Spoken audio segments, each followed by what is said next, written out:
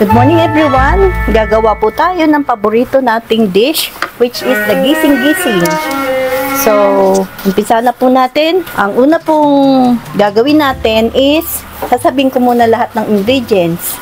Kailangan po natin ng 2 tablespoon garlic, 1 teaspoon ginger, 4 pieces of siling labuyo, 4 pieces of siling panigang or pampaksiw, half pieces of bell pepper, red one, and 3 tablespoons of bagoong shrimp paste. And I need 250 grams of beans or the Baguio beans.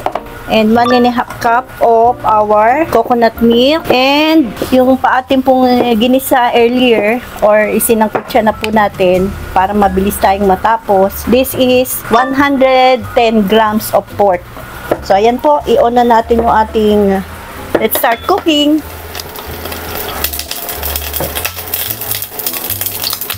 Okay, in our pan, naglagay na po ako ng oil. And then, lalagay na po natin ang ating onion. A little bit of onion.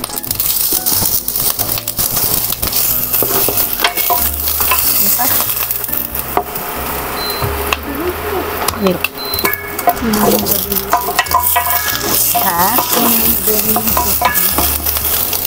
And we put the garlic and the ginger.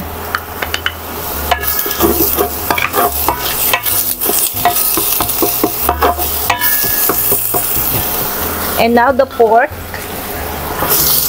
Para may lasa na po siya.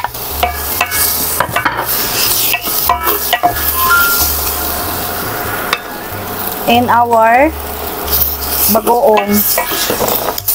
Hindi ko muna po lahat inilagay para po may adjust natin yung saltiness niya.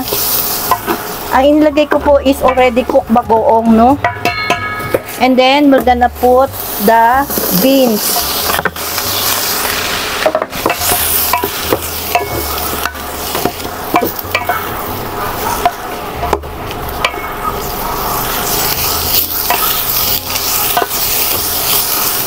And our sili to give a little kick.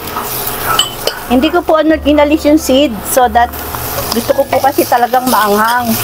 Kaya nga po siya tinawag na gising-gising is that talagang magigising kayo pag kinain nyo siya because maanghang.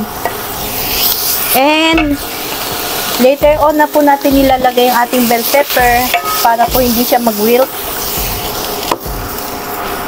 And it is already coated with oil. Konting oil lang po nilagay ko. The oil comes from the pork. And we're gonna add the pure coconut milk.